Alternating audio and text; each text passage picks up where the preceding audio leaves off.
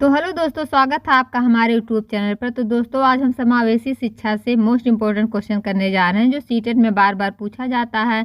समावेशी शिक्षा से बहुत सारे प्रश्न बनते हैं, चाहे पेपर 1 हो पेपर 2 हो, मोस्ट इम्पोर्टेंट क्वेश्चन बनता है हर पेपर में। चलो क्लास को शुरू करते हैं। ये रहा क्वेश्चन नंबर फर्स्ट। समावेशी शिक्षा का मुख्य उद्देश्य क्या है? ऑप्शन ए केवल समान बच्चों को पढ़ाना, ऑप्शन बी विकलांग बच्चों को अलग विद्यालय भेजना, ऑप्शन सी सभी बच्चों को समान अवसर देना, या ऑप्शन नंबर डी केवल प्रतिभाशाली बच्चों को आगे बढ़ाना।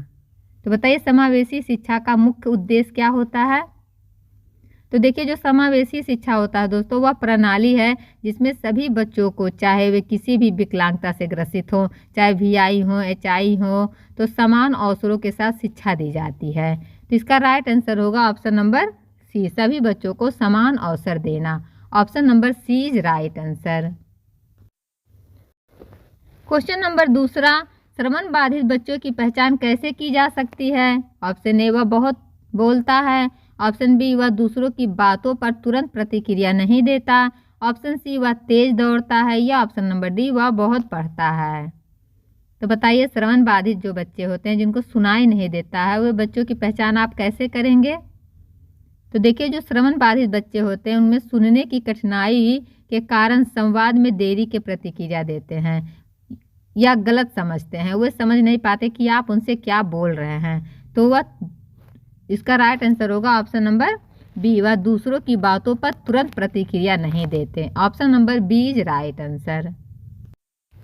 क्वेश्चन नंबर तीसरा, दृष्टिबाधित बच्चों को पढ़ाने के लिए सबसे उपयुक्त माध्यम कौन सा है?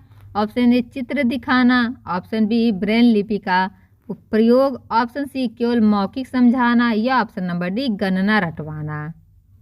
तो बताइए, जो दृष्टिबाधित बच्चे हैं जिनको दिखाई नहीं देता, उनको पढ़ाने के लिए आप सबसे उपयुक्त माध्यम क्या है?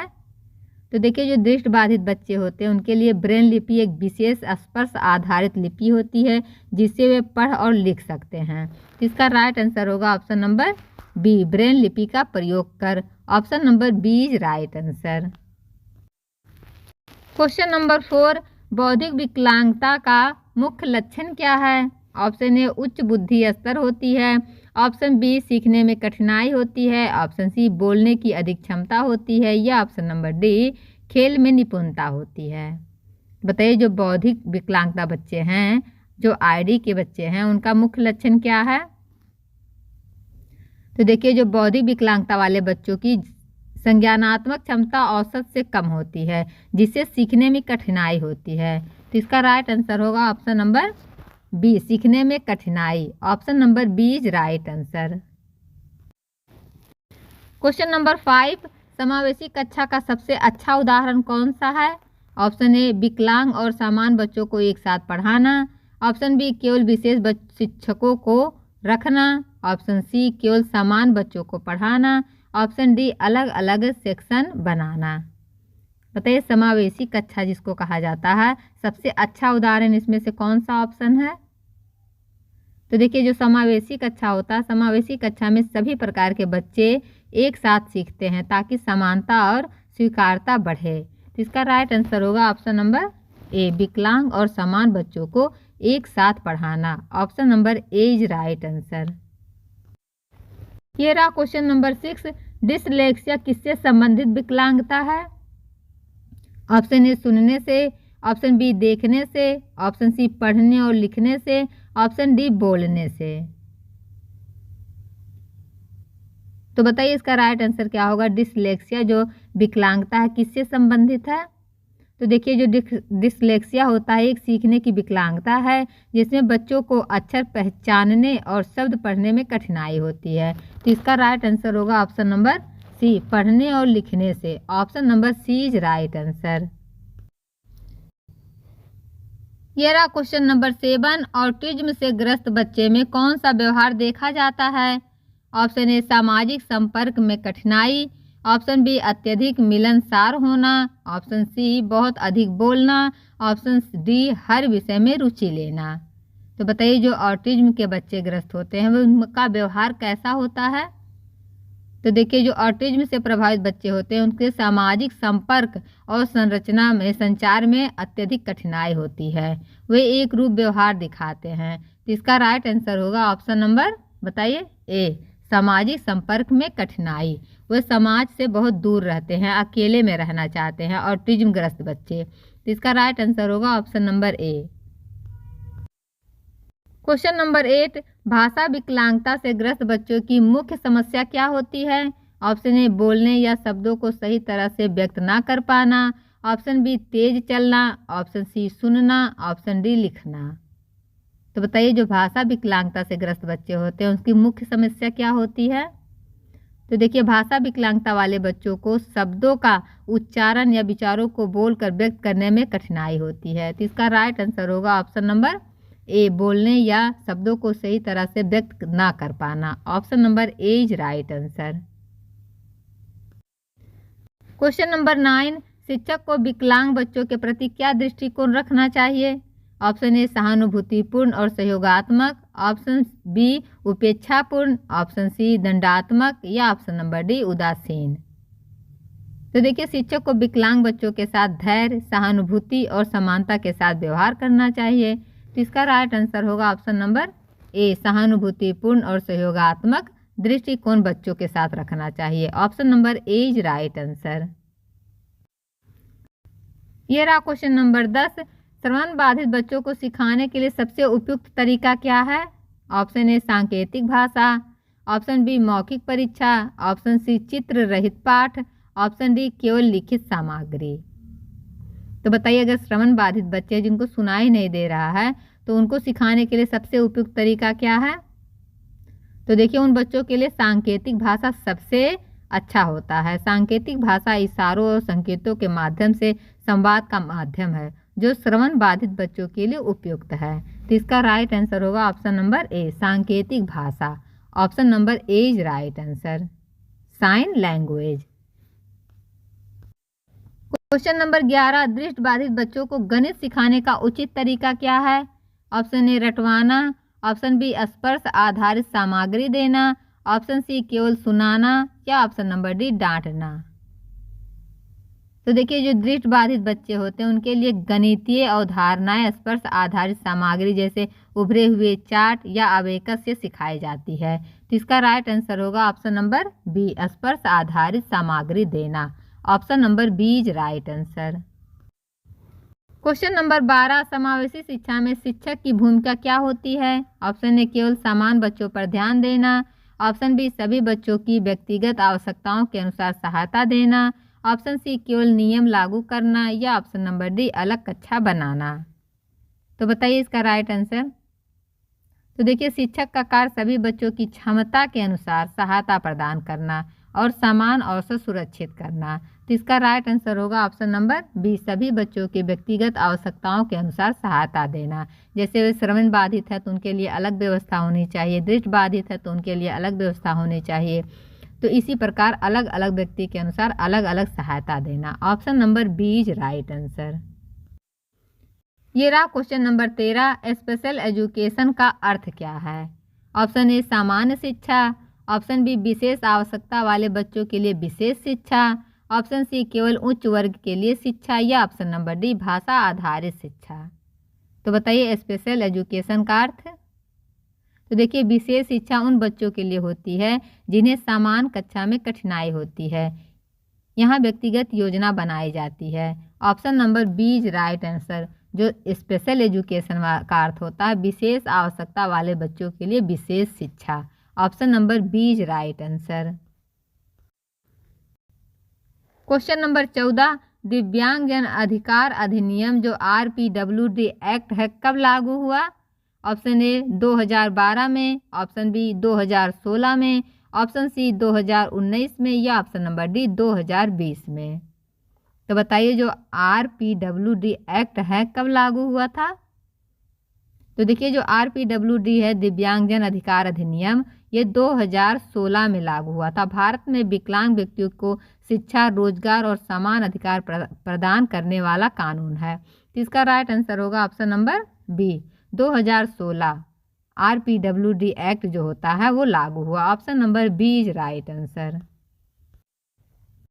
क्वेश्चन नंबर 15, शिक्षक को विकलांग बच्चों की कक्षा में सबसे पहले क्या करना चाहिए? ऑप्शन ए, बच्चे की आवश्यकता और क्षमता को पहचानना। ऑप्शन बी, नियम सख्त बनाना। ऑप्शन सी, सिर्फ समान बच्चों को प्राथमिकता देना। या ऑप्शन नंबर डी, परीक्षा पर ध्यान देना। तो बताइए शिक्षक को क्या करना चाहिए विकलांग वाले बच्चों के क्लास में? तो देखिए, हर विकलांग बच्चे की आवश्यकता अलग होती है, इसलिए शिक्षक को सबसे पहले उनकी व्यक्तिगत ज़रूरतों को समझना चाहिए। तो इसका राइट आंसर होगा ऑप्शन नंबर ए, बच्चों की आवश्यकता और क्षमता को पहचानना। Option number A is right answer. Question number 16, बहुविकलांगता का अर्थ है? ऑप्शन ए, एक ही प्रकार की विकलांगता। ऑप्शन बी, दो या अधिक विकलांगताएं साथ में होना। ऑप्शन सी, केवल मानसिक विकलांगता। या ऑप्शन नंबर डी, केवल शारीरिक विकलांगता। तो बताइए बहुविकलांगता का अर्थ क्या होता है? तो देखिए, आप तो नेगेटिव वर्ड छाट कर ही पहले इसको अलग कर सकते हैं, जैसे केवल हुआ, ये गलत हुआ, ये गलत हुआ और ही, तो ये गलत हो गया। तो इसका राइट आंसर होगा ऑप्शन नंबर बी। जब किसी व्यक्ति में दो या अधिक प्रकार की विकलांगताएं एक साथ होती हैं तो उसे बहुविकलांगता कहा जाता है। तो इसका राइट आंसर होगा ऑप्शन नंबर बी, दो या अधिक विकलांगताएं साथ में होना। Option number B is right answer. Question number 17, विकलांग बच्चों की शिक्षा में समान अवसर का क्या अर्थ है?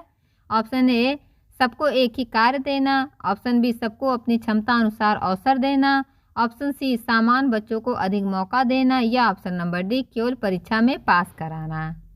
तो बताइए विकलांग बच्चों की शिक्षा में समान अवसर का क्या अर्थ होता है?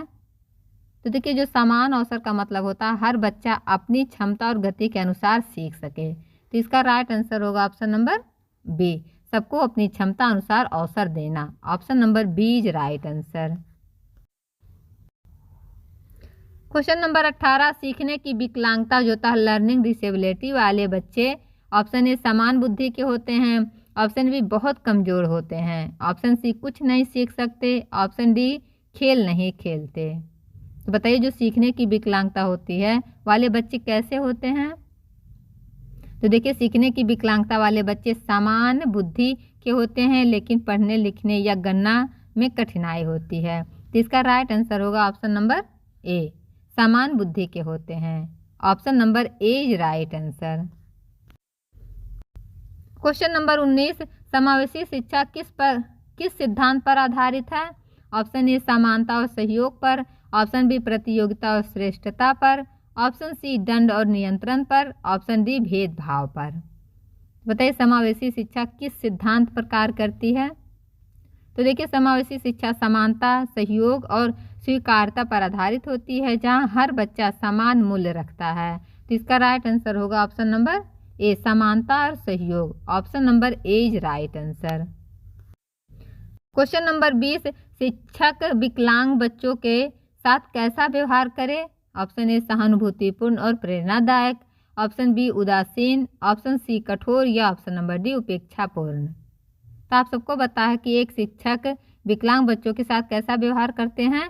तो शिक्षक को विकलांग बच्चों के प्रति संवेदनशील और प्रेरणादायक दृष्टिकोण रखना चाहिए। तो इसका राइट आंसर होगा ऑप्शन नंबर ए, सहानुभूतिपूर्ण और प्रेरणादायक व्यवहार। Option number A is right answer. Question number 21, यदि किसी बच्चे को बोलने में कठिनाई होती है, शिक्षक को क्या करना चाहिए? ऑप्शन ए, बच्चे को डांटना चाहिए।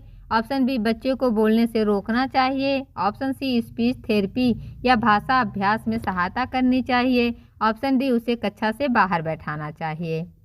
तो बताइए शिक्षक को क्या करना चाहिए अगर बच्चा बोलने में कठिनाई हो रहा है तो क्या करना चाहिए शिक्षक को?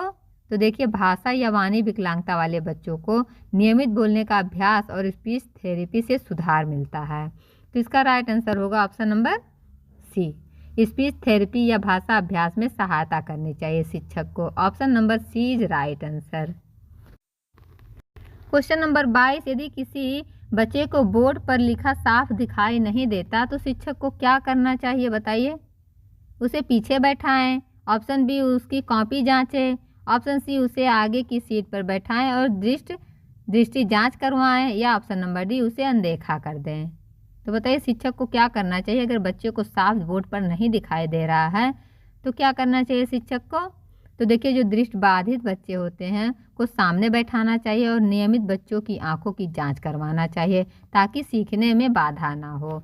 तो इसका राइट आंसर होगा ऑप्शन नंबर सी, उसे आगे की सीट पर बैठाएं और दृष्टि जांच करवाएं। Option number C is right answer.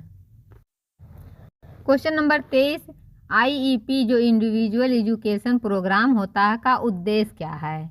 Option A हर बच्चे के लिए एक समान पाठ्यक्रम बनाना, ऑप्शन बी हर विकलांग बच्चों के लिए व्यक्तिगत शिक्षण योजना बनाना, ऑप्शन सी केवल परीक्षा की योजना बनाना, या ऑप्शन नंबर डी विद्यालय के नियम तय करना।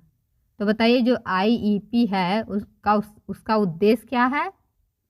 तो देखिए जो आईईपी एक व्यक्तिगत शिक्षा योजना होती है जो हर विकलांग बच्चों की विशेष आवश्यकताओं के अनुसार बनाई जाती है। तो इसका राइट आंसर होगा ऑप्शन नंबर बी, हर विकलांग बच्चों के लिए व्यक्तिगत शिक्षण योजना बनाना। Option number B is right answer.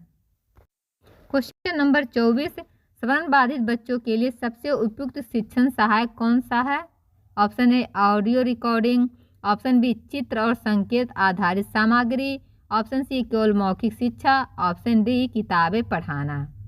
तो बताइए जो श्रवण बाधित बच्चे हैं जिनको सुनाई नहीं देता उसके लिए सबसे उपयुक्त शिक्षण सहायक सामग्री कौन सी है?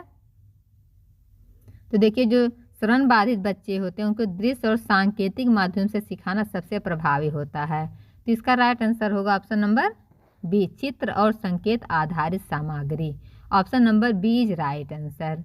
ऑडियो रिकॉर्डिंग जो बच्चे सुन नहीं सकते उनके लिए ये चित्र वाला है, ठीक है। जो बच्चे देख नहीं सकते उनके लिए ऑडियो रिकॉर्डिंग है, मतलब उनको सुनाने का माध्यम से सिखाया जाता है। तो इसका राइट आंसर होगा option number B. Question number 25, यदि कोई बच्चा बहुत धीरे धीरे सीखता है तो शिक्षक को क्या करना चाहिए? ऑप्शन ए उसे कमजोर कहना चाहिए, ऑप्शन बी उसे अनदेखा करना चाहिए, ऑप्शन सी उसे प्रोत्साहित करते हुए बार बार समझाना चाहिए, या ऑप्शन डी उसे कक्षा से निकाल देना चाहिए। तो बताइए शिक्षक को क्या करना चाहिए अगर बच्चा बहुत धीमी गति से सीखता है? तो देखिए जो धीमी गति से सीखने वाले बच्चों को प्रोत्साहन, पुनरावृत्ति और सहयोग से सिखाना चाहिए ताकि उनका आत्मविश्वास बढ़ सके। तो इसका राइट आंसर होगा ऑप्शन नंबर सी, उसे प्रोत्साहित करते हुए बार बार समझाना चाहिए। Option number C is right answer. Question number 26, शारीरिक विकलांग बच्चों को कक्षा में कैसे सहयोग देना चाहिए? ऑप्शन ए उसके लिए रैंप और सुविधाएं उपलब्ध कराना, ऑप्शन बी उन्हें घर बैठाना, ऑप्शन सी उनसे कम अपेक्षा रखना, या ऑप्शन नंबर डी उन्हें खेल कूद से दूर रखना।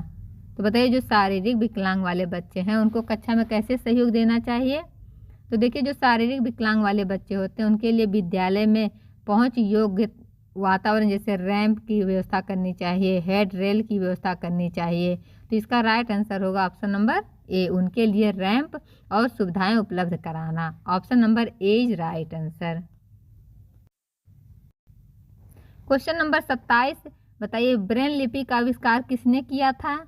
ऑप्शन ए अंधेरेन टेलर ने, ऑप्शन बी लुई ब्रेल ने, ऑप्शन सी जॉन डाल्टन ने, या option number D Herbert spacer ने।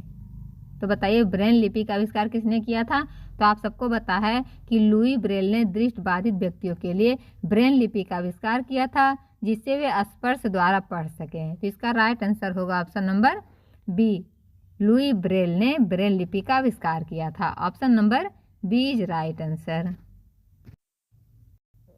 क्वेश्चन नंबर 28, डिस्कैल्कुलिया किस प्रकार की समस्या है? ऑप्शन ए पढ़ने की, ऑप्शन बी लिखने की, ऑप्शन सी गणितीय अवधारणाएं समझने की, या ऑप्शन नंबर डी बोलने की। तो बताइए जो डिस्कैल्कुलिया होता है किस समस्या से होता है? इसमें कौन सी समस्या बच्चों को होती है? तो देखिए डिस्कैल्कुलिया एक सीखने की विकलांगता है जिसमें बच्चे की संख्याएं, गणना और गणितीय तर्क समझने में कठिनाई होती है। तो इसका राइट आंसर होगा ऑप्शन नंबर सी, गणितीय अवधारणाएं समझने में। Option number C is right answer. Dysgraphia होता है लिखने में, और बताइए पढ़ने का आप कमेंट बॉक्स में बताइए क्या होता है।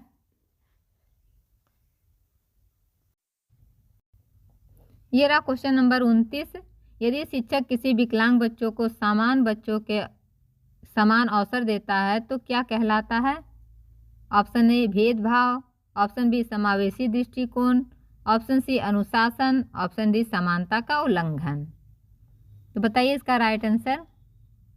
तो देखिए, जब किसी विकलांगता और समान दोनों प्रकार के बच्चों को समान अवसर और भागीदारी का मौका देता है तो उसे समावेशी शिक्षा कहा जाता है। तो इसका राइट आंसर होगा ऑप्शन नंबर बी, समावेशी दृष्टिकोण। Option number B is right answer. ये रहा क्वेश्चन नंबर 30 और अंतिम क्वेश्चन। समावेशी शिक्षा का मूल सिद्धांत क्या है? ऑप्शन ए सबके लिए समानता और स्वीकृति, ऑप्शन बी प्रतियोगिता और श्रेष्ठता, ऑप्शन सी वर्गीकरण और भेदभाव, ऑप्शन डी केवल परीक्षा परिणाम पर ध्यान। तो बताइए समावेशी शिक्षा का मूल सिद्धांत क्या है? तो देखिए, समावेशी शिक्षा इस सिद्धांत पर आधारित है कि हर बच्चे विशिष्ट हैं और उसे समान अवसर और सम्मान देना चाहिए। तो इसका राइट आंसर होगा ऑप्शन नंबर ए, सबके लिए समानता और स्वीकृति। Option number A is right answer. तो दोस्तों, आपको ये वीडियो कैसा लगा कमेंट बॉक्स में ज़रूर बताइएगा। हमने समावेशी शिक्षा से 30 प्रश्न कराए हैं, आपके कितने सही हुए हैं कमेंट बॉक्स में बताइएगा। फिर मिलते हैं किसी नेक्स्ट वीडियो के साथ, तब तक के लिए बाय बाय।